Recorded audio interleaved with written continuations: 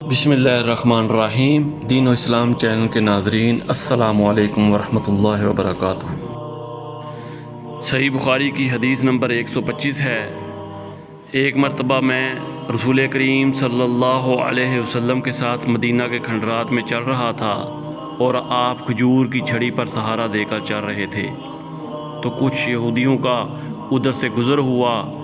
ان میں سے ایک نے دوسرے سے کہا کہ آپ سے روح کے بارے میں کچھ پوچھو۔ ان میں سے کسی نے کہا مت پوچھو، ایسا نہ ہو کہ وہ کوئی ایسی بات کہہ دیں جو تمہیں ناگوار ہو۔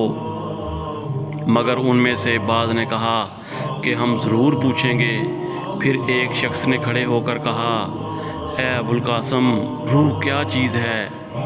آپ صلی اللہ علیہ وسلم نے خاموشی اختیار فرمائی۔ میں نے دل میں کہا کہ آپ پر وحی آ رہی ہے، اس لیے میں کھڑا ہو گیا۔ جب آپ صلی اللہ علیہ وسلم سے وہ کیفیت دور ہو گئی تو آپ صلی اللہ علیہ وسلم نے قرآن کی یہ آیت جو اس وقت نازل ہوئی تھی تلاوت فرمائی، اے نبی، تم سے یہ لوگ روح کے بارے میں پوچھ رہے ہیں، کہہ دو کہ روح میرے رب کے حکم سے ہے اور تمہیں علم کا بہت تھوڑا حصہ دیا گیا ہے، اس لیے تم روح کی حقیقت نہیں سمجھ سکتے۔